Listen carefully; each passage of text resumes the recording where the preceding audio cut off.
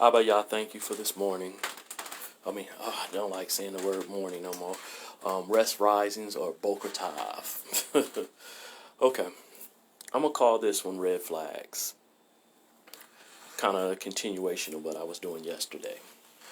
In my first situation or first marriage, before that happened, I had a few red flags that I did not pay attention to.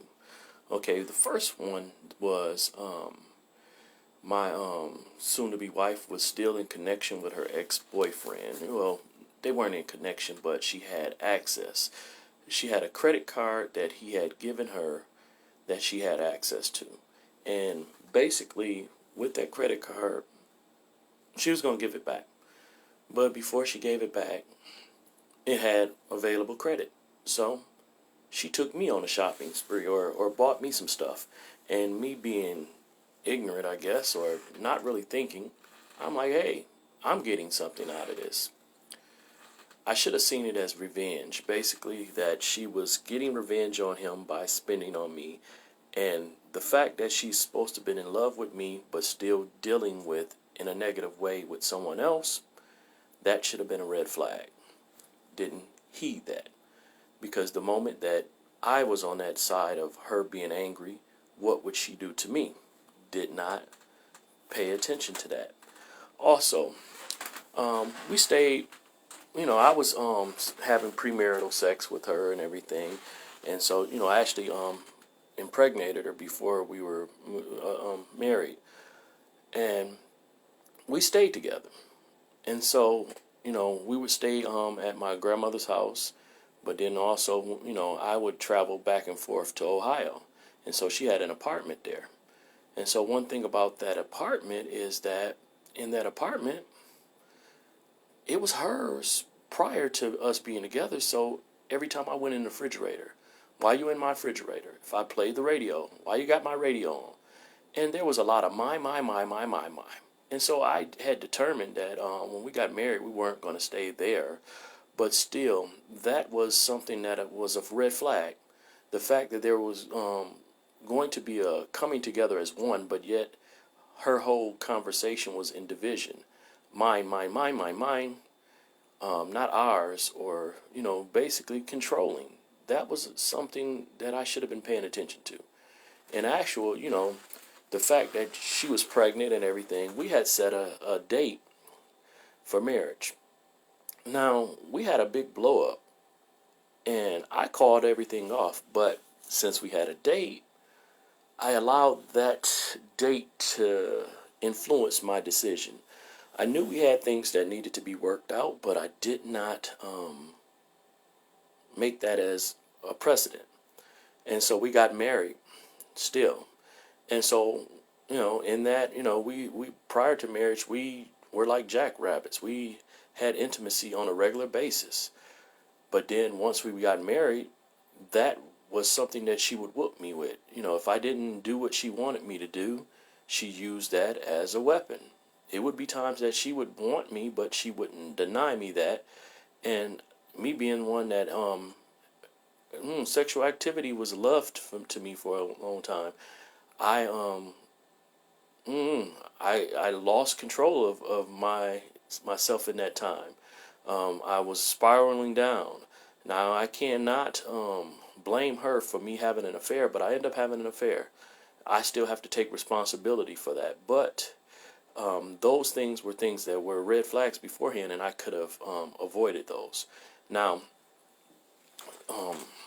once that marriage was dissolved and everything, I had bitterness towards women. Now, in marrying Angela, we went through counseling, and it came out that I had bitterness, that I did not trust women, and that came up, and she had an option to leave, but we worked through that. But it was something we worked through before we got married. If I would have taken that into the marriage, I probably would have destroyed the marriage, and we probably would not have these 18 years.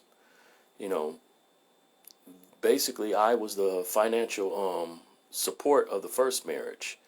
And so, I worked 2 or 3 jobs a lot of times. With that, I had no problem being the sole provider or whatever. But in the end of that marriage, the first marriage, there was some things that happened far as employment, and actually my ex-wife had a better situation financially, and yet when I had a issue with employment, she said those bills are your responsibility. There was no oneness. And so everything was in my name. So that's why I end up having to file for bankruptcy. I can't blame her because I took on all that burden. I put everything in my name, house, everything. But there should be a divide, or not a divide, it should be a oneness. And, I learned from that. And so I definitely was like, okay, I enter in something else. I don't want to have everything in my name. Even though I guess maybe you should want something, everything in your name, but it just, I didn't have the trust. I'm like, how do I trust a woman that she's not going to, basically leave me if something happens? In this marriage, when I tore my Achilles, I basically knew that I was going to be off for 7 months, and I emotionally was a shell of myself because I thought my wife was going to leave me. I had no means of bringing in any money. I thought she was going to leave me, and I broke down, crying and everything, because the medication had me high as a kite anyway. But she let me know, you are still head. I still depend on you to be head of this household. My children stepped up and even, assisted. During that time, most of my friends abandoned me. Didn't have friends helping me out at all. Family was gone or whatever. And my wife stood in there. And so I was like, okay, I made a mistake. This woman is nothing like the first situation. But a lot of those things I should have seen in counseling because she could have left in the very beginning. The fact that she married me, I had children already and she didn't. And I had even told her that I was going to put those children before her. So she had many red flags that, through counseling though, we worked through them. The fact that I was having baby mama drama, I had baby mama drama through almost all of the beginning stages of our marriage. Anytime my first marriage's anniversary came up, we were in court dealing with the friend of the court. There was a court time every year around October. My anniversary was about October. She had us in court almost every time, filing for full custody, whatever. And, I know we spent way over $20,000 in lawyers' fee and court fees dealing with the custody issue of my first two children. I've always had joint custody from the beginning, but, some of the stuff that came out of that, the lies that she told and everything, she damaged my reputation. I was actually close to being minister in training and everything, and that was just torn to shambles. I was moving forth in Christianity like I was on a fast track, but the fact that I had supposedly been abusive physically and sexually towards situations which was not true, but those accusations, they stuck. My character has been assassinated a lot in my life, and so that's one of the reasons why I have a lot of issue with people lying or defaming me. But still, back to the red flags. The red flags. When my first wife, basically when we were courting, she didn't want to go around any of my friends, and when she did, she was not very cordial. And my friends would tell me, I don't like her, but they would never give me any clue. And even after we married, whenever I would try to have friends over as company, she would go to another room. Even if my mom came over, she would leave, she would maybe say hi and go about her business. She would not interact with them. I had to interact with her friends, but she didn't interact with my friends. And so after we divorced, everybody was saying, oh, we're glad you got rid of that. But most of my friends knew they did not come around because dealing with her was so unpleasant. And, that was a control mechanism. I have to take fault for that because that's something I should have took her around my friends more during our courtship, because then that one itself would have, shown who she is to them and to me. Because a lot of times when you're having sex and in intimate relationship with people, it blinds you. And even so, you cannot be in sexual relationship with someone. But when you're calling yourself moving towards courtship and marriage, you could be so in love and embracing them that you don't see certain things, that you ignore certain pitfalls or red flags. And so with that, you know, having other people that have had long-term marriages or stuff like that that have had hiccups, they could see those things and be able to point them out and maybe even talk you through it. Counseling is a great thing because in counseling, you know, stuff that shows up, it doesn't just get tabled. It gets brought to the forefront and dealt with. Most of the time when men and women have an argument, it's just them by themselves. I'm not going to talk about it. And it's a move on situation. People don't always end the relationship off of things like that. They just move on and ignore it and table it. Tabling it is not good, though. Especially if you're going to get married, you need to get that resolved. You know, you need to see if the person is using manipulation to bully. You know, my first wife, she used a lot of manipulation tactics.